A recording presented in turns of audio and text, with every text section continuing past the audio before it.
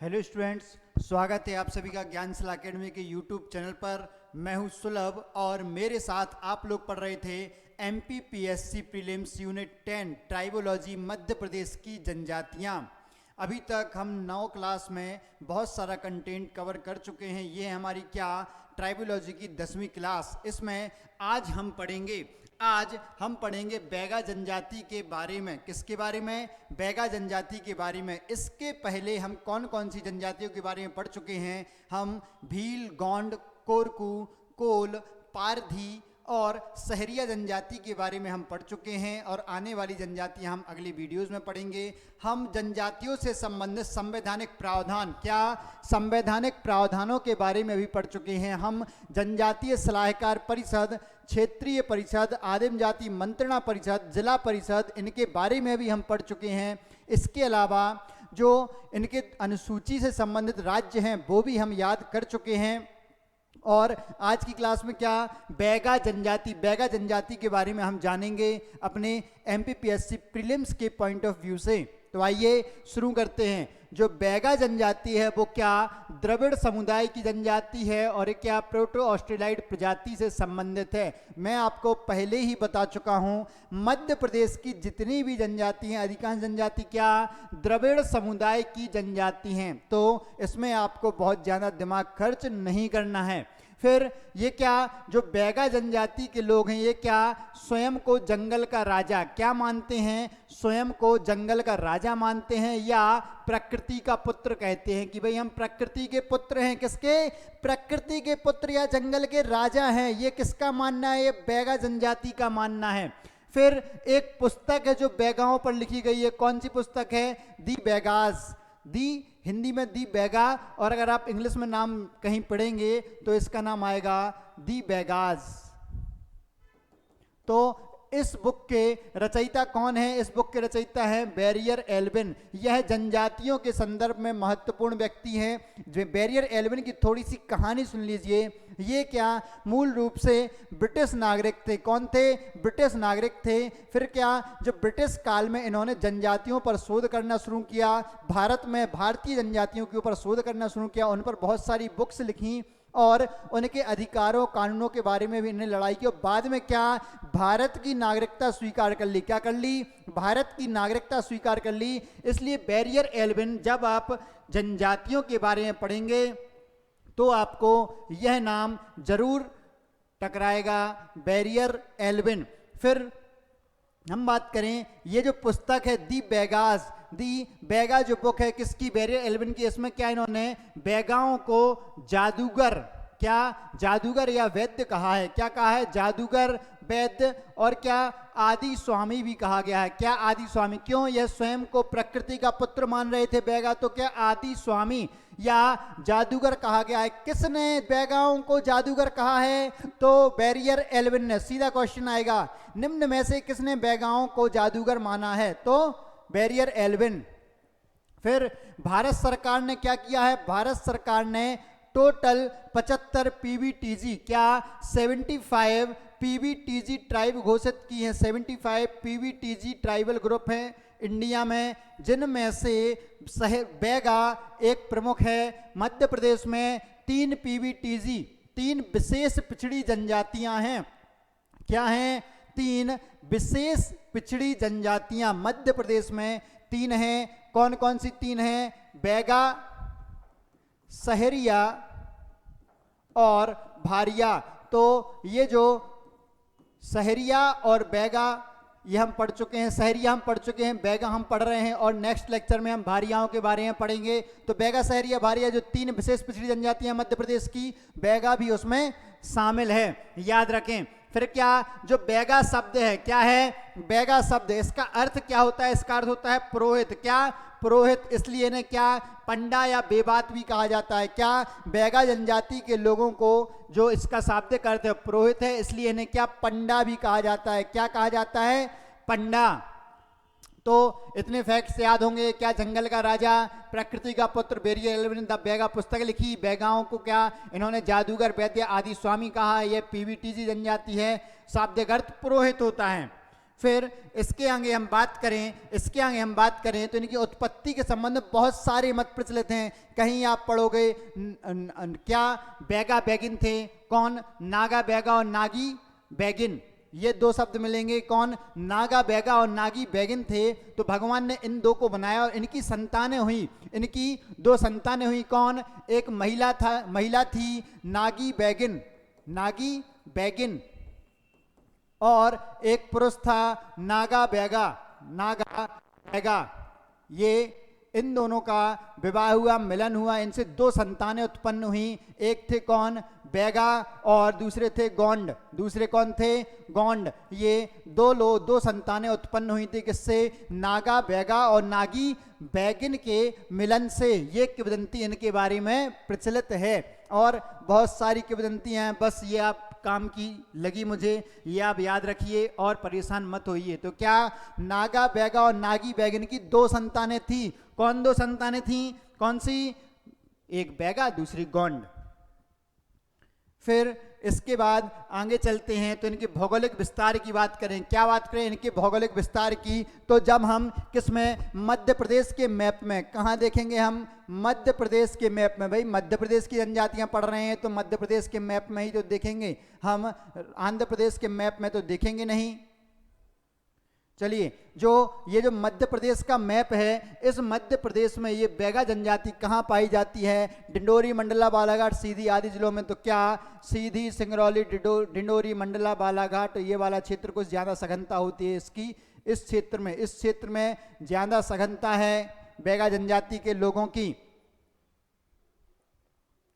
शहडोल, अनूपपुर, बालाघाट वाले क्षेत्र में यहाँ पर सघनता ज़्यादा है, याद रखिएगा। फिर बात आती है क्या? एक बैगाचक क्षेत्र है। बैगाचक क्षेत्र जब आप पुरानी किताबें पढ़ेंगे तो क्या पढ़ेंगे? यह मंडला में, लेकिन वर्तमान में इसका अधिकांश भाग, जो बैगाचक क्षेत्र है, इसका अधिकांश भाग 80% से अधिक भाग कहाँ? डिंडोरी जिले में आता है। कहाँ आता है? डिंडोरी जिले में। तो बैगाचक के बैगिया, जैसे कि पातालकोट के भारिया प्रसिद्ध हैं, ऐसे ही बैगाचक के बैगा भी प्रसिद्ध है। यहाँ पर इनकी सघनता बहुत ज़्यादा है। क्या? बैगाचक में इनकी सघनता बहुत ज़्यादा है। फिर हम बात करें शारीरिक विशेषताओं की। किसकी? हम बैगाओं की शारीरिक विशेषताओं की बात करें तो क्या? इनका कद मध्यम होता है, शरीर सुगठित मतलब हष्टपुष्ट शरीर होता है। फिर नाक चपटी होती है। कैसी है नाक? चपटी, ऐसी चपटी हुई नाक रहेगी इनकी। फिर इनका रंग क्या? काला होता है। बाल सीधे खड़े लंबे। इनके पुरुष जो हैं वो भी महिलाओं के समान लंबे लंबे बाल, इतने लंबे लंबे बाल रखेंगे। इसलिए कहा जाता था क्या? ओए मिथुन कहाँ जा रहे हो? क्यों? पुराने जमाने की जो फिल्में हैं उनमें मिथुन क्या लंबे लंबे बाल रखता था। तो ये बैगा जनजाति के लोग बड़े प्रभावित हुए और लंबे लंबे बाल रखने लगे। भाई जोक था, सीरियसली मत समझना। फिर हम इनकी उपजातियों की बात करें। क्या बात करें? हम बैगा जनजाति की उपजातियों की अगर हम बात करें तो रसेल, जो हीरालाल और रसेल थे, हीरालाल और रसेल, इन्होंने क्या? इनकी 7 प्रमुख उपजातियां बताई हैं। उपजातियां बहुत हैं लेकिन इन्होंने अपनी पुस्तक में 7 प्रमुख उपजातियां बताई हैं बैगा जनजाति की। वह कौन सी हैं? भारतीय, नारौतिया, गोंडमेना, बिंजवार, कटमेना, रेमेना और नाहर। कौन कौन सी? याद कर लीजिए, बिल्कुल कंठस्थ कर लीजिए।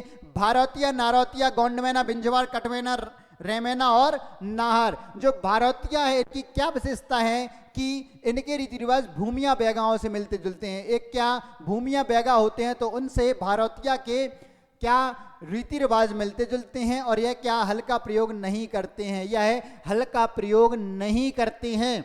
और फिर एक होता है नारौतिया, गोंडमेना, ये क्या? बैगा जनजाति में यह निम्नतर माने जाते हैं, गोंडमेना। फिर होते हैं कौन? बिंजवार। ये बिंजवार क्या? सबसे अधिक सभ्य होते हैं और बड़े जमींदार होते हैं। बैगाओं के बड़े जमींदार भी होते हैं और सर्वाधिक सभ्य भी होते हैं। फिर एक क्या? कटमेना, रेमेना और नाहर। तो ये क्या हुई? ये हुई बैगाओं की उपजातियां। ये उपजातियां आप याद कर लीजिए किसके अनुसार? रसेल और हीरालाल के अनुसार इन्होंने अपनी पुस्तक कौन सी थी इनकी पुस्तक थी रेसेस एंड कल्चर।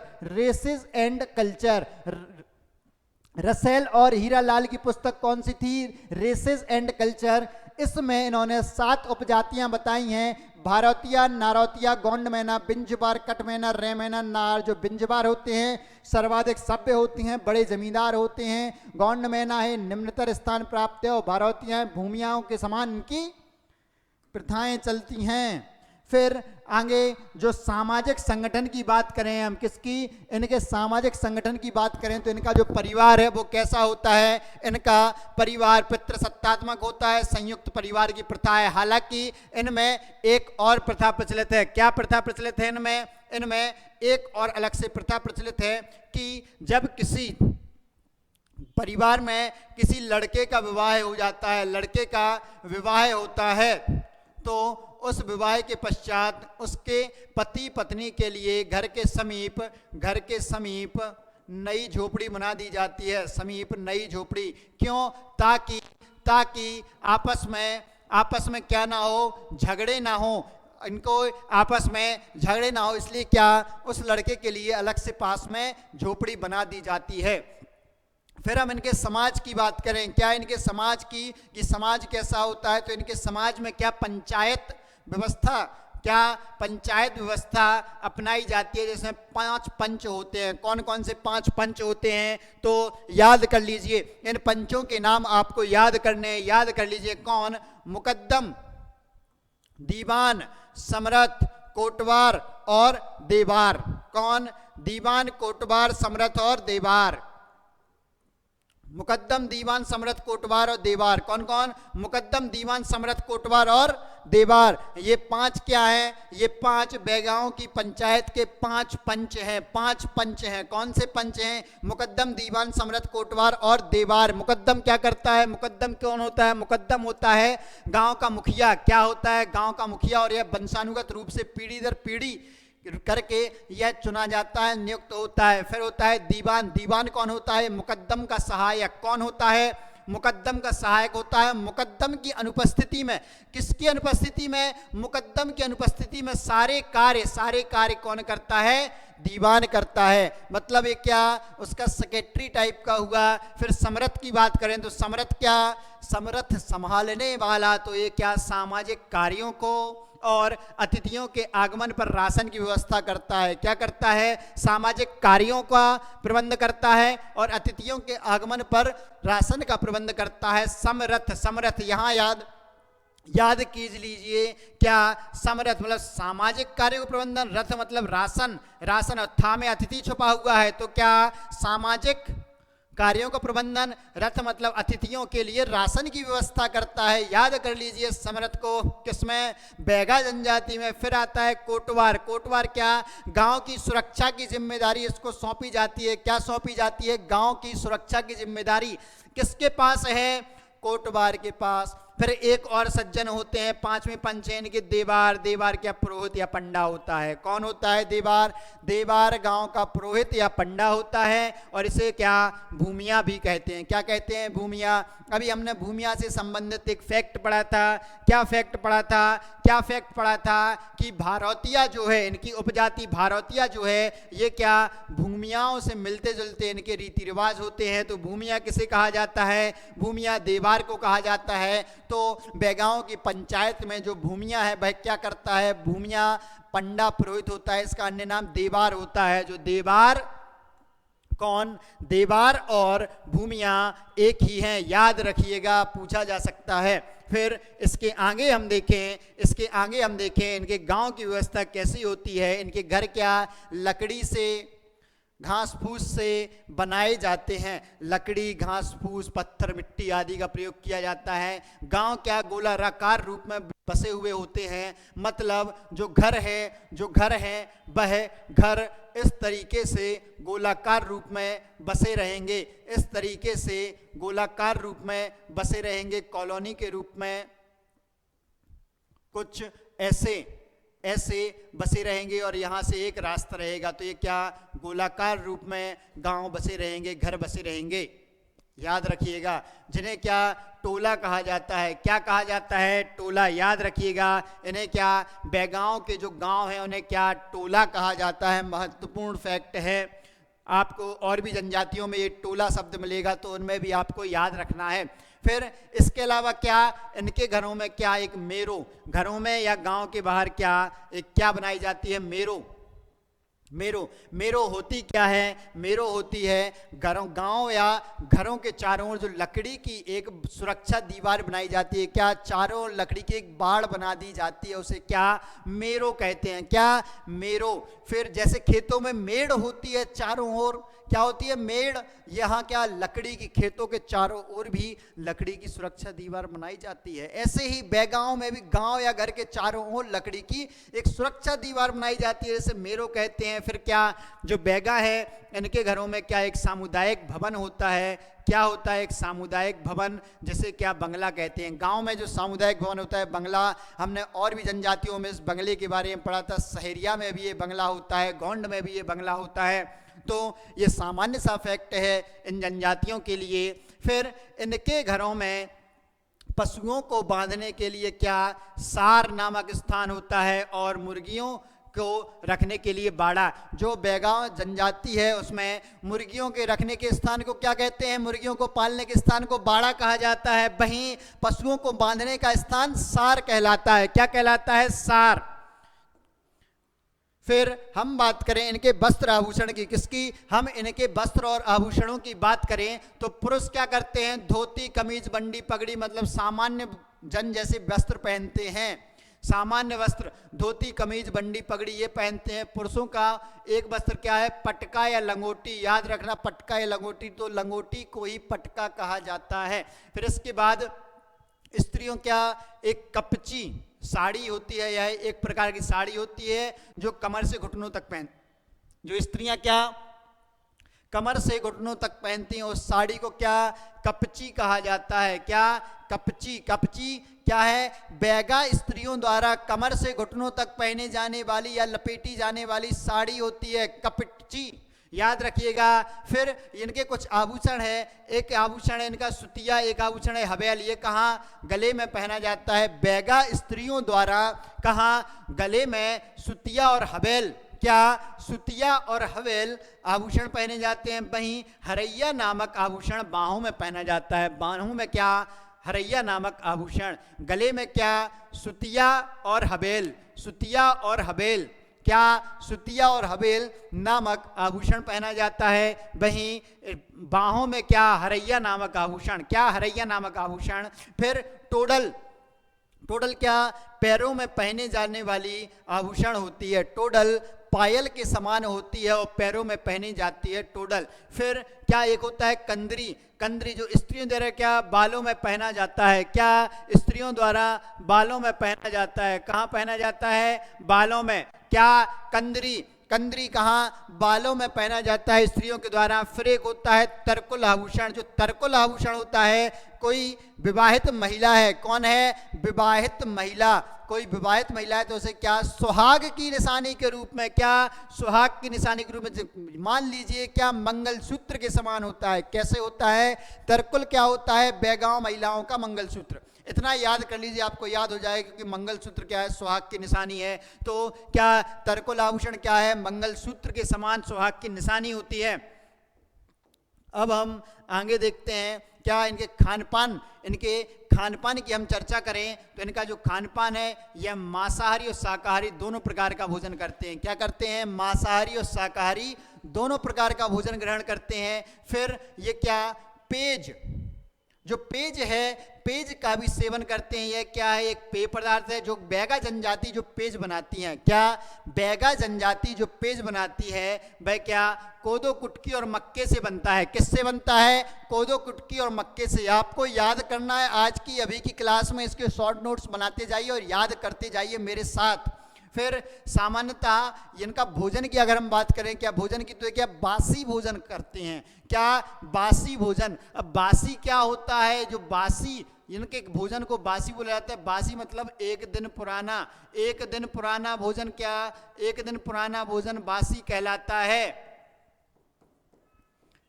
ये भोजन इन्हें प्रिय होता है। ये क्या, अगर इनके पहरों की बात करें, अलग अलग पहर में कौन सा भोजन करते हैं तो इनके अलग अलग नाम हैं। जैसे यह सुबह से जो भोजन करते हैं उसे बासी, दोपहर में पेज पीते हैं और रात्रि में जो भोजन करते हैं उसे बियारी कहा जाता है। यह सामान्य बोलचाल की भाषा है इनमें कि भाई रात में क्या डिनर नहीं करते, ये बियारी करते हैं। सुबह से ये ब्रेकफास्ट नहीं करते, सुबह से ये बासी करते हैं और दोपहर में यह लंच ना करके पेज पीते हैं।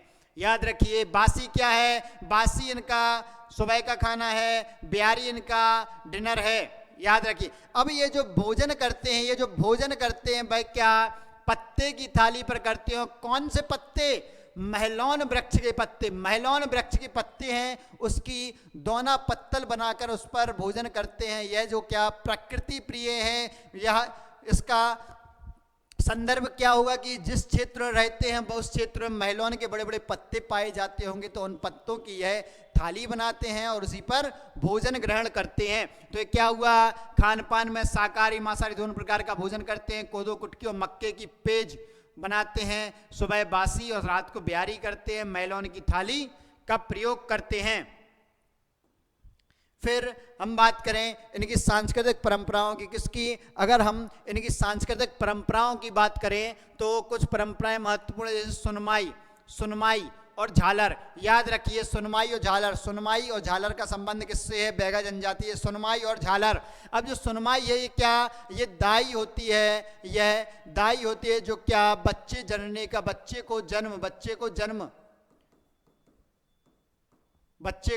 जन्म देती है। मतलब दाई अम्मा जो किसी गर्भवती स्त्री के प्रसव पीड़ा के दौरान बच्चे को जन्म देने में सहायक होती है। फिर एक होता है झालर क्रिया। झालर क्रिया में क्या होता है, पिता द्वारा शिशु के सिर के बाल काटे जाते हैं। जो झालर की परंपरा है, झालर क्रिया है, इसमें क्या पिता जो बना है, नया नया पिता बना, अपने जो शिशु है उसके बालों की चोटी काटता है। बाल काटने की प्रथा है। फिर अगर हम इनकी विवाह प्रथाओं की बात करें, विवाह संबंधी प्रथाओं की बात करें तो इनमें क्या बहुपत्नी प्रथा को स्वीकृति दी गई है। किसको? बहुपत्नी प्रथा। बहुपत्नी प्रथा को तो भाई जिसको बहुपत्नी प्रथा स्वीकृत हो बैगा जनजाति में चला जाए, लेकिन यह सामाजिक रूप से गलत है भाई, ऐसा ना करें। फिर क्या इनमें जो एक ही जाति में विवाह करना वर्जित है। क्या एक ही जाति में विवाह करना वर्जित है? हाँ, परंतु विवाह में क्या एक ही गोत्र में हो सकते हैं। क्या एक ही गोत्र में हो सकते हैं, ये थोड़ा अलग है। समगोत्री विवाह सब में वर्जित होते हैं, इनमें नहीं है। फिर क्या करस कौआ। याद रखिए, करस कौए का संबंध ये महत्वपूर्ण है, ये स्पेसिफिक भी है। स्पेसिफिक करस कौआ प्रथा का संबंध किससे है? करस कौआ प्रथा का संबंध किस जनजाति से? तो बैगा जनजाति। इसमें क्या विवाह संस्कार के दौरान, किसके दौरान? विवाह संस्कार के दौरान इनकी स्थापना की जाती है करस कौआ की स्थापना बैगा जनजाति में। करस कौआ बैगा। याद कीजिए, बैगा में दो मात्राएं हैं, कौआ में भी दो मात्राएं हैं। कौआ इनके में महत्वपूर्ण पक्षी है। कौआ में दो मात्राएं हैं, बैगा में दो मात्राएं हैं। याद कर लीजिए, काखागा आबा काखागा। ऐसी ट्रिक फंसा लीजिए कि भाई ऐसे आपको याद हो जाएगा। करस कौआ बैगा जनजाति से संबंधित है। फिर हम बात करें क्या इनकी विवाह पद्धतियों की। प्रमुख रूप से 6 विवाह पद्धतियां। कितनी? 6 विवाह पद्धतियां प्रचलित हैं। कौन कौन सी? तो मंगनी विवाह, उठवा विवाह, चोर विवाह, पैठुल विवाह, लमसेना विवाह और उधरिया विवाह। कौन कौन से विवाह हैं? 6 के 6 याद कर लीजिए। रसेल एंड हीरालाल ने 7 उपजातियां बताई हैं और 6 विवाह बताए हैं बैगाओं में। क्या? 7 उपजातियां और 6 विवाह। 7 उपजातियां 6 विवाह। 6 विवाह कौन कौन से हैं? मंगनी विवाह, उठवा विवाह, चोर विवाह, पैठुल विवाह, लमसेना विवाह और उधरिया विवाह।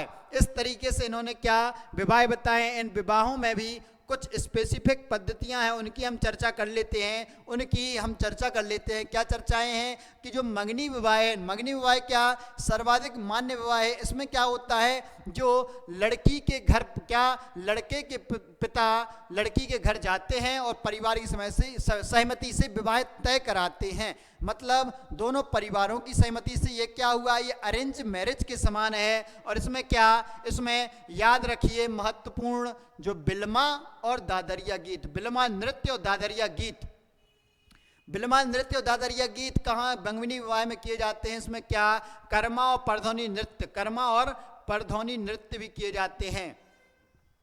कौन कौन से, कर्मा और परधौनी नृत्य भी किए जाते हैं, याद रखिएगा कर्मा और परधौनी नृत्य। तो इनका संबंध कर्मा, परधौनी, बिल्मा और दादरिया गीत का संबंध किस जनजाति से है, बैगा जनजाति से, ये भी आपको याद करना है। इसके अलावा जो लमसेना विवाह, लमसेना विवाह भी प्रचलित है। ये क्या है, सेवा विवाह का रूप है। इसमें होता क्या है, सेवा विवाह में अगर जो वर पक्ष है, वर पक्ष वधू मूल्य चुकाने के लिए, वधू मूल्य चुकाने के लिए जो वधू है, वधू के पिता के यहाँ, वधू के पिता के यहाँ सेवा करते हैं, किस यहाँ सेवा करते हैं, याद रखिएगा लमसेना विवाह में इनके यहाँ सेवा करते हैं। फिर उधरिया विवाह की हम बात करें, किसकी, उधरिया विवाह की, तो इसमें क्या होता है कि माता पिता लड़के लड़की की शादी के लिए राजी नहीं होते हैं, तो लड़का लड़की क्या करते हैं, अपने रिश्तेदार के सहयोग से क्या विवाह संपन्न करते हैं, क्या रिश्तेदार के सहयोग से विवाह संपन्न करते हैं, तो इसे क्या उधरिया विवाह की संज्ञा दी गई है। फिर एक होता है चोर विवाह, चोर विवाह में होता क्या है, यह है जो राजी बाजी मतलब लव मैरिज, लड़का लड़की को भगाकर शादी करते हैं, लड़का लड़की आपस में एक साथ भागकर शादी कर लेते हैं, इसे राजी बाजी भी कहा जाता है। चोर विवाह और राजी बाजी विवाह एक समान है, याद रखिएगा। तो मंगनी विवाह, लमसेना विवाह, उधरिया विवाह, चोर विवाह। लमसेना सेवा विवाह है, बर पक्ष के यहाँ, बर वधु पक्ष के यहाँ सेवा करता है। उधरिया विवाह में रिश्तेदार के सहयोग से, चोर विवाह में भागकर शादी। मंगनी में अरेंज मैरिज है, इसमें बिल्मा, दादरिया, कर्मा, परधौनी नृत्य भी किए जाते हैं। फिर हम और बात करें कि भाई इनके मृत्यु संस्कार के जो मृतक संस्कार हैं वो कैसे हैं इनमें, तो इनमें शवों को दफनाने और जलाने दोनों की प्रथाएं प्रचलित हैं। क्या दफनाते भी हैं और जलाते भी हैं, तो इनमें क्या दोनों प्रथाएं प्रचलित हैं। अब इसके बाद एक महत्वपूर्ण शब्दावली है, महत्वपूर्ण शब्दावली है मांदी। क्या, मांदी, याद रखिएगा मांदी शब्दावली जो है ये क्या होती है, जब किसी की मृत्यु हो जाती है, बैगा समाज में जब किसी की मृत्यु हो जाती है तो एक पंचायत की बैठक होती है। क्या होती है, पंचायत की बैठक, उसे मांदी कहा जाता है। इसमें मृत्यु क्रिया और संस्कार का फैसला किया जाता है कि किस पद्धति से हम करेंगे मिलकर। तो पंचों की बैठक, मांदी, मृत्यु के दौरान, मृत्यु के पश्चात एक पंचों की बैठक होती है और जिसमें मृत्यु क्रिया एवं संस्कार का फैसला किया जाता है। फिर एक और प्रथा प्रचलित है, कौन सी, सामरा प्रथा, मृत्यु संस्कार से संबंधित है सामरा प्रथा। इसमें क्या, आत्मा की मुक्ति के लिए कि जो मृतक है, मृतक की आत्मा की मुक्ति के लिए उस मृतक के मुंह में सोने या चांदी का सिक्का दही लगाकर रखा जाता है। क्या, दही लगाकर कि ऐसा करने पर उसकी आत्मा को मुक्ति, मोक्ष की प्राप्ति हो जाएगी। ऐसा समरा प्रथा में, सामरा प्रथा किस जनजाति से संबंधित है, बैगा जनजाति से। फिर एक और प्रथा है क्या, नहावल प्रथा। नहावल प्रथा के अंतर्गत क्या, अंतिम क्रिया में नगाड़ा बजाया जाता है। नगाड़ा बजाने की जो अंतिम क्रिया है, अंत्येष्टि कार्यक्रम है, उसमें नगाड़ा बजाने की जो प्रथा है वह नहावल प्रथा कहलाती है। तो मृतक संस्कार दफनाते भी हैं, जलाते भी हैं। इनमें तीन प्रथा, तीन शब्दावली महत्वपूर्ण है। मांदी, पंचों की बैठक होती है। सामरा क्या होती है कि भाई आत्मा की मुक्ति के लिए सोने चांदी के सिक्के दही लगाकर रखी जाती है। और नहावल प्रथा, कौन सी, नहावल प्रथा नगाड़ा बजाने से संबंधित है।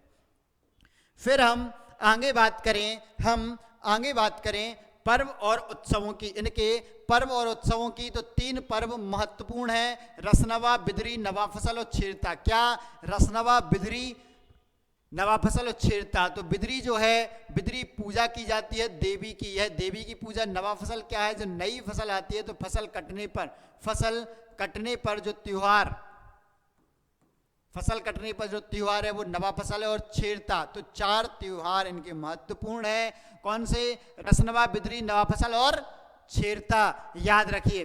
फिर आती है इनकी धार्मिक मान्यताओं की बात करें। क्या, हम इनकी धार्मिक मान्यताओं की अगर बात करें तो ये क्या बहुदेववादी होते हैं, मतलब बहुत सारे देवी देवता इनको पूजते हैं, यह बहुत सारे देवी देवताओं को पूजते हैं। साथ ही साथ क्या ये प्रकृति पूजक होते हैं, तो प्रत्येक जनजाति प्रकृति पूजक भी है और हर एक जनजाति बहुदेववादी भी है। इसमें बहुत स्पेसिफिक आपको याद करने के लिए नहीं है, यह आपकी समझ का विषय है, याद रखिएगा। फिर यह हिंदू देवी देवताओं को भी पूजते हैं, किसको? हिंदू देवी देवताओं को भी पूजते हैं, जिनमें कौन? भगवान राम, हनुमान जी, कृष्ण जी, शंकर जी, लक्ष्मी जी, गणेश जी आदि देवताओं को पूजते हैं। और क्या यह साज वृक्ष को बहुत पवित्र मानते हैं, किसको? साज वृक्ष को। साज मतलब साल, साज मतलब साल, साज वृक्ष किसको? साल वृक्ष को कहते हैं। और इस पर क्या मान्यता है कि साज वृक्ष पर बूढ़ा देव निवास करते हैं, इनके प्रमुख देवता हैं बूढ़ा देव, जो कहाँ? साज वृक्ष पर निवास करते हैं। फिर इनमें क्या एक व्यक्ति होता है सोमन। कौन? सोमन। एक व्यक्ति होता है सोमन, ये क्या करता है? यह आवश्यकता पड़ने पर धार्मिक कार्य करता है। क्या? आवश्यकता पड़ने पर धार्मिक कार्य करता है, तो वो क्या है? सोमन कहलाता है। तो सोमन किस जनजाति का व्यक्ति होता है? तो बैगा जनजाति का। और क्या? धार्मिक कार्य करता है, याद रखिए। फिर इसके बाद क्या हम प्रमुख देवी देवता, इनके और देवी देवता देखें तो ठाकुर देव, जो ठाकुर देव हैं ये क्या? ग्राम देवता होते हैं और यह कहाँ? महुआ के वृक्ष पर निवास करते हैं। कहाँ? महुआ के वृक्ष पर। फिर एक होते हैं बूढ़ा देव। बूढ़ा देव क्या करते हैं? पीढ़ियों की इनकी वंशावली की रक्षा करते हैं, यह साज वृक्ष पर निवास करते हैं। फिर क्या? दूल्हा देव होते हैं, जो क्या? बीमारियों से रक्षा करते हैं। किससे? बीमारियों से रक्षा करते हैं। फिर बघेश्वर देव। कौन? सॉरी, बघेश्वर देव, तो ये क्या? खेती के देवता कहलाते हैं। कौन कहलाते हैं? खेती के देवता। फिर है नारायण देव। नारायण देव तो ये क्या? बैगाओं के कुल देवता होते हैं। कौन होते हैं? कुल देवता। फिर बंजारिन माई। बंजारिन माई कौन है? वन देवी होती हैं, जंगल की जानवरों की रक्षा करती हैं, जंगली जानवरों की रक्षा और उनसे भी रक्षा, दोनों। तो वन देवी, बंजारिन माई। बंजारिन माई का संबंध किससे है? बैगाओं से, याद रखिएगा, ये महत्वपूर्ण है, ये बहुत ही महत्वपूर्ण है। बंजारिन माई का फैक्ट किसका? बंजारिन माई का फैक्ट बहुत ही महत्वपूर्ण है, तो याद रखिएगा। फिर इसके आगे हम देखें इनके नृत्य गान के बारे में। किसके बारे में? इनके नृत्य गान के बारे में। तो इनके प्रमुख नृत्य गान कौन कौन से हैं? तो कर्मा, बैगा, दादरिया, परधौनी, सैलासुआ, फिर झरपट, रीना, भड़ौनी और फाग। याद कीजिए, कर्मा, बेला, परधौनी, दादरिया। कर्मा, बिलमा, दादरिया, परधौनी, ये चार हमने पढ़े थे। कहाँ पढ़े थे? मंगनी विवाह में। कहाँ? मंगनी विवाह में पढ़े थे आपने ये चारों। तो ये चार तो आपको याद ही होने चाहिए, कर्मा, बिलमा, दादरिया, परधौनी। फिर इसके बाद कौन? सैलासुगा, झरपट, रीना, भड़ौनी और फाग होली के दौरान किया जाता है। तो कौन कौन से? कर्मा, बेला, दादरिया, परधौनी। इसके अलावा सैलासुगा, झरपट, रीना, भड़ौनी और फाग। इस तरीके से क्या इनके नृत्य गान हैं। फिर हम इनके आर्थिक जीवन की बात करें। क्या आर्थिक जीवन की अगर हम बात करें तो ये क्या? धरती को अपनी माता मानते हैं, धरती को क्या? अपनी माँ मानते हैं, इसलिए क्या? उस पर हल नहीं चलाते हैं, धरती पर हल नहीं चलाते हैं, बुआई के दौरान हल नहीं चलाते हैं। मानता है कि धरती हमारी माता है, उस पर हल चलाना अपनी माँ की छाती पर हल चलाने के समान है। अपनी माँ को नुकसान पहुंचाना है, उस पर हल चलाना, इसलिए क्या? उस पर हल नहीं चलाते हैं। यह क्या? झूम कृषि करते हैं, झूम खेती, शिफ्टिंग कल्टीवेशन, जिसे क्या? बेवार या पोंडू कहते हैं। शिफ्टिंग कल्टीवेशन है झूम खेती। क्या कि वह एक स्थान पर जंगलों को जला देते हैं, आग लगाकर निश्चित क्षेत्र को, उसको जला के वहाँ पर 2-3 साल खेती करते हैं और फिर आगे के स्थान को जलाकर वहाँ पर खेती करने लगते हैं और इसे छोड़ देते हैं, जिससे क्या? कई वर्षों बाद यहाँ पर पुनः जंगल उगाते हैं और वह आगे बढ़ते जाते हैं। ये प्रक्रिया, सतत प्रक्रिया निरंतर रूप से चलती जाती है। हालांकि वर्तमान में इसके अत्यधिक प्रयोग से प्रदूषण बढ़ा, जंगलों का दोहन की, भाई जंगल एक बार जला तो दिए लेकिन दोबारा जंगल नहीं उग पाए, इसलिए सरकारों द्वारा इस पर बैन लगा दिया गया है वर्तमान में। तो यह केवल पारंपरिक रूप से किया जाता था। तो व्यवहार या पोंडू किसकी कृषि है? व्यवहार या पोंडू कृषि है, तो यह है बैगाओं की कृषि। फिर इसके अलावा ये क्या करते हैं, ये कृषि करते हैं, व्यापार या पुण्य। इसके अलावा जो महलौन के पत्ते हैं, किसके, महलौन वृक्ष के पत्तों का संग्रहण करते हैं, उससे क्या, पत्तल बनाते हैं। क्या बनाते हैं, पत्तल।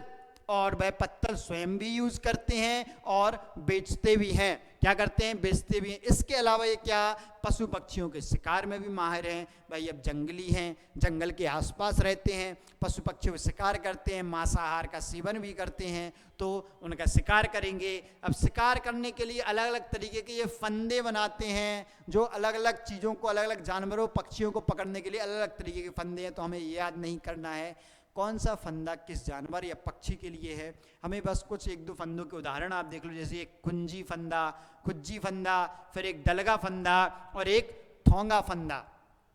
तीन हैं, खुज्जी फंदा, दलगा फंदा, थोंगा, ऐसे बहुत सारे हैं, भतेरे फंदे हैं, 10-12 प्रकार के फंदे होंगे, लेकिन हमें वो याद नहीं करना है। यह फंदे भी बनाते हैं, यह मैलोन के पत्तों से पत्तल ही बनाते हैं, झूम कृषि करते हैं जो कि व्यवहार या पोंडू है, और धरती को अपनी माँ मानते हैं, उस पर हल नहीं चलाते हैं। फिर आगे की हम बात करें तो इसके अन्य तथ्य, और कुछ अन्य तथ्य क्या क्या है, तो चकवा चकवी नामक एक लोक कथा प्रचलित है। चकवा चकवी नामक लोक कथा, जिसका संबंध किससे है, बैगा जनजाति से संबंधित है। अब इसका उल्लेख कहाँ मिलता है, तो शेख गुलाब हैं, इनके एक संग्रह मिलता है जो कभी प्रकाशित नहीं हो पाया। इनका जो संग्रह है वो कभी प्रकाशित नहीं हो पाया। उसमें चकवा चकवी नामक एक किस्सा कहानी मिलती है, जिसका संबंध क्या, बैगा जनजाति की वाचक परंपरा से। किससे, बैगा जनजाति की वाचक परंपरा से।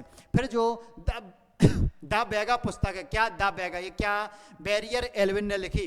किसने लिखी, बैरियर एल्विन ने।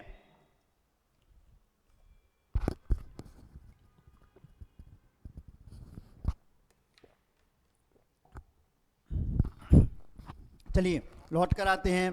तो द बैगा नामक पुस्तक किसने, बैरियर एल्विन ने लिखी। फिर हम बात करें, जो बैगा अपने मकान बनाते हैं, जो बैगा जनजाति के लोग अपने मकान बनाते हैं, उस पर क्या, मिट्टी से भित्ति चित्र बनाते हैं। मिट्टी से भित्ति चित्र बनाते हैं, वह कौन से, नोहिडोरा कला कहलाती है। नोहिडोरा कला का संबंध किस जनजाति से है, तो नोहिडोरा कला का संबंध बैगा जनजाति से है। और यह कहाँ, उनके मकानों पर जो मिट्टी से भित्ति चित्र बनाए जाते हैं वह नोहिडोरा कहलाते हैं।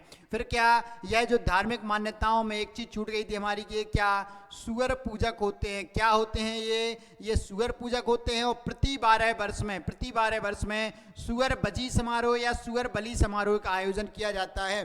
सुअर बलि समारोह या सुअर बजी समारोह, दोनों नाम मिलते हैं इसके। तो इसका संबंध किससे, बैगा जनजाति से है, और सुअर की पूजा करते हैं। फिर दो व्यक्ति हैं बैगा जनजाति संबंधित, अर्जुन सिंह धुर्वे, ये क्या, बैगा जनजाति के नृत्यकार हैं। और जोधैया बाई बैगा चित्रकार हैं। जोधैया बाई बैगा चित्रकार हैं, अर्जुन सिंह धुर्वे नृत्यकार हैं। क्या, नर्तक हैं, नृत्यकार नहीं, नर्तक सही शब्द होगा। क्या है, नर्तक। एक बार 5 मिनट में पूरा चैप्टर रिवाइज करते हैं, 5 मिनट में पूरा चैप्टर रिवाइज करते हैं हम। तो देखिए, आइए शुरुआत से 5 मिनट पूरा रिवाइज करेंगे। ये क्या, द्रविड़ समुदाय प्रोटोस्टरी समुदाय के हैं, स्वयं को जंगल का राजा या प्रकृति का पुत्र मानते हैं। फिर द बैगा पुस्तक के लेखक बैरियर एल्विन है, जिसमें बैगाओं को जादूगर या वैद्य या आदि स्वामी माना गया है। फिर यह विशेष पिछड़ी जनजाति है, और बैगा का शाब्दिक अर्थ क्या, पुरोहित होता है। और यह पंडा या बेवाद भी कहलाते हैं। क्या कहलाते हैं, पंडा या बेवाद। फिर हम बात करें कि इनकी उत्पत्ति, तो इनकी उत्पत्ति में संबंध क्या है कि नागा बैगा और नागी बैगन। क्या, नागा बैगा और नागी बैगन के मिलन से 2 संतानें हुई, जिसमें पहली क्या, बैगा थी और दूसरी गोंड थी। ये 2 संतानें हुई थी। तो ये किसकी संतान है, बैगा की उत्पत्ति के संबंध में यह मत प्रचलित है। फिर इनके भौगोलिक विस्तार की बात करें, इनके भौगोलिक विस्तार की हम बात करें तो यह कहाँ पर, यह मध्य प्रदेश के इस क्षेत्र में पाए जाते हैं। इस क्षेत्र में मुख्य रूप से पाए जाते हैं बालाघाट, डिंडोरी, मंडला इस क्षेत्र में। यहाँ पर क्या, एक बैगाचक क्षेत्र है डिंडोरी में, वहाँ पर इनकी सघनता अत्यधिक है। फिर इनकी शारीरिक विशेषताओं की, तो कद मध्यम ऊंचा, शरीर सुगठित होता है, रंग काला है, बाल सीधे खड़े और लंबे होते हैं, और नाक चपटी होती है। फिर हम बात करें इनकी उपजातियों की, तो रसेल और हीरल ने 7 उपजातियां बताई हैं। भरौतिया, नरौतिया, गोंडमेना, बिंझवार, कटमेना, रेमेना और नाहर। जो भरौतिया ये क्या भूमिया बैगाओं के समान है, हल का प्रयोग नहीं करते हैं। गोंडमेना ये निम्नतर स्थान और बिंझवार सभ्य होते हैं। फिर इसके बाद हम बात करें सामाजिक संगठन की, तो प्रतिसत्तात्मक और संयुक्त परिवार है। पंचायत में 5 पंच होते हैं। मुकद्दम, दीवान, सम्राट, कोटवार, देवार। देवार को क्या पंडा पुरोहित या भूमिया कहा जाता है। जो मुकद्दम है मुखिया होता है और दीवान है वह उसका सहायक होता है। समरथ क्या सामाजिक, समरथ सामाजिक, रथ मतलब अतिथियों के राशन की व्यवस्था करता है। कोटवार क्या सुरक्षा, कोटवार सुरक्षा देखता है। फिर इसके बाद हमने देखा था क्या गांव कैसा गोलाकार रूप में बसता है, जिसे क्या टोला कहा जाता है। फिर इनके गांव में क्या मेरो होता है। गांव के चारों ओर या घरों के चारों ओर लकड़ी की बाड़ बनाई जाती है, सुरक्षा दीवार, जिसे मेरो कहा जाता है। फिर एक सामुदायिक भवन होता है जिसे बंगला कहा जाता है। और पशुओं को बांधने के लिए सार और मुर्गों को पालने के लिए बाड़ा। जो बाड़ा होता है मुर्गी के पालन के लिए और सार होता है पशुओं को बांधने के लिए। फिर हम बात करें वस्त्राभूषण की, तो पुरुष सामान्यतः भाई धोती, बंदी, कमीज, पगड़ी। बस हमें क्या पटका या लंगोटी, पटका लंगोटी है पुरुषों में। कपची, जो कपची है भाई क्या स्त्रियों द्वारा पहनी जाने वाली साड़ी, जो कमर से घुटनों तक होती है। फिर आता है कि सुतिया और हवेल क्या गले में पहने वाले आभूषण है। और हरैया बाहों में पहना जाने वाला आभूषण है। जो टोडल है पैरों में पहने जाने वाला आभूषण, मतलब पायल के समान है। वहीं कंदरी जो है वह बैगा स्त्रियां क्या बालों में पहनती हैं। वह तरकुल आभूषण है। क्या मंगलसूत्र है, बैगाओं महिलाओं का मंगलसूत्र मतलब सुहाग की निशानी है। क्या है, सुहाग की निशानी तरकुल। फिर हम बात करें खान पान की, तो शाकाहारी मांसाहारी दोनों हैं। यह क्या बासी करते हैं और रात में ब्यारी, बासी भोजन करते हैं। सुबह से ब्यारी और महलौन के पत्ते की थाली का प्रयोग करते हैं। फिर इसके बाद हम बात करें कि इनकी सांस्कृतिक परंपराएं, तो सुनमाई क्या बच्चे को पैदा करने वाली दाई होती है। और झालर क्या जो पिता है शिशु के बाल काटता है, इसको झालर कहते हैं। विवाह में क्या बहुपत्नी प्रथा प्रचलित है। फिर करस कौआ का संबंध विवाह संस्कार से। करस कौआ की स्थापना विवाह के दौरान। इनमें 6 विवाह प्रथाएं प्रचलित हैं। मंगनी विवाह, उठवा विवाह, चोर विवाह, पैठुल विवाह, लमसेना विवाह और उधरिया विवाह। इन विवाहों को अगर हम डिटेल में देखें तो जो मंगनी विवाह है क्या अरेंज मैरिज होती है। क्या होती है, अरेंज मैरिज होती है। यह क्या होती है, अरेंज मैरिज मंगनी विवाह। इसमें क्या बिलमा, दादरिया, परदौनी और कर्मा नृत्य होते हैं। जो लमसेना है सेवा विवाह है, बदमूल्य चुकाने के लिए यह जो लड़का है वो लड़की के घर में जाकर सेवा करता है। फिर उधरिया में क्या रिश्तेदारों के सहयोग से विवाह करते हैं। और चोर विवाह में क्या राजी से भाग जाते हैं, दोनों एक दूसरे की राजी से, तो इसे राजी बाजी भी कहा जाता है। फिर हम बात करें मृत्यु संस्कार की, तो जलाते भी हैं, दफनाते भी हैं। मांदी क्या पंचों की बैठक होती है, किसी की मृत्यु हो जाने पर ये फैसला करती है मृतक संस्कार में कैसे करना है। फिर समरा प्रथा में क्या जो मृतक है उसकी आत्मा की शांति के लिए क्या करते हैं, इसके मुँह में सोने या चांदी का दही लगाकर सिक्का रखा जाता है। फिर नहावल प्रथा में क्या नगाड़ा बजाने की कृतियाँ की जाती है। फिर हम बात करें कि पर्व और उत्सव कौन से हैं, तो रसनवा, बिदरी, नवा फसल और छेड़तना फसल पे और बजरी बिदरी देवी की पूजा की जाती है। बहुदेववाद को मानते हैं हिंदू देवी देवताओं को। साज वृक्ष महत्वपूर्ण है और उस पर क्या बूढ़ा देव निवास करते हैं। और सोमन क्या जो धार्मिक कार्य करने वाला व्यक्ति है, धार्मिक कार्य करने वाला व्यक्ति सोमन होता है। प्रमुख देवी ठाकुर देवता ये ग्राम देवता होते हैं जो क्या महुआ के वृक्ष पर, बूढ़ा देव क्या पीढ़ियों की रक्षा करने वाले साज वृक्ष पर, दूल्हा देव बीमारियों से रक्षा, बगेश्वर देव खेतों पर, नारायण देव क्या है कुल देवता होते हैं। और बंजारिन माई बहुत ही महत्वपूर्ण, बंजारिन माई भूलना मत। बनदेवी बंजारिन माई किससे संबंधित है, बंजारिन माई बैगाओं से संबंधित है, भूलना मत। फिर नृत्य गान की बात करें तो कर्मा, बिलोमा, दादरिया, परधोनी चारों मंगनी विवाह में होते हैं। फिर सैला, सुआ, झरपट, रीना, भड़ौनी और फाग ये प्रमुख इनके क्या है नृत्य है। कुछ इस तरीके से बैगा होता है, समूह नृत्य है, पुरुष और महिलाएं दोनों मिलकर करते हैं। फिर आर्थिक जीवन की बात करें तो ये क्या हल नहीं चलाते हैं, जो कृषि करते हैं, पोंडू या बेबार। इसके बाद अलावा महिलाओं के पत्तों का संग्रहण कर पत्तल बनाते हैं और कई तरीके के फंदे बनाते हैं पशु पक्षियों के शिकार के लिए। फिर कुछ अन्य तथ्य थे, क्या तथ्य थे कि शेख गुलाब के संग्रह में चकवा चकवी के नामक किस्से का उल्लेख मिलता है, जिसका संबंध बैगा जनजाति से है। द बैगा पुस्तक के लिए वेरी रेलेवेंट है। और जो मकान बनाते हैं उस पर जो भित्ति चित्र मिट्टी से किए जाते हैं, नोई डोरा है, यह सुअर पूजा के होते हैं। और प्रति 12 वर्ष में सुअर बलि समारोह का आयोजन किया जाता है। अर्जुन सिंह ध्रुवे और ये क्या है नर्तक हैं। और जोधईबाई बैगा चित्रकार, इनका संबंध बैगा जनजाति से है। और यहाँ पर बैगा जनजाति मुझे आशा है आप लोगों को बहुत अच्छे से याद हो गई होंगी। एक बार इनके शॉर्ट नोट्स आप बना लें। मेरे ख्याल से मेरे बोलते समय आप लोग धीरे धीरे नोट्स बनाते रहे होंगे और इन शॉर्ट नोट्स को एक बार और रिवाइज कर लें और अपने दोस्तों से डिस्कस कर लें, जिससे क्या आपको याद हो जाएंगे, कंठस्थ हो जाएंगे और आप क्या बैगा जनजाति को धुन दोगे और एमपीपीएससी को पार कर लोगे। तो बने रहिए मेरे साथ, सुलभ के साथ बने रहिए और देखते रहिए ज्ञानशिला एकेडमी के यूट्यूब चैनल। हम बहुत ही जल्दी फरवरी लास्ट में ही यह ख़त्म कर लेंगे जनजातियों की सारी क्लासेस, मेरा टारगेट है। तो लगातार देखते रहिए और इस ज्ञानशिला एकेडमी के यूट्यूब चैनल को लाइक करें, शेयर करें, सब्सक्राइब करें और जो भी समस्या हो कमेंट करके बताएं। Thank you so much.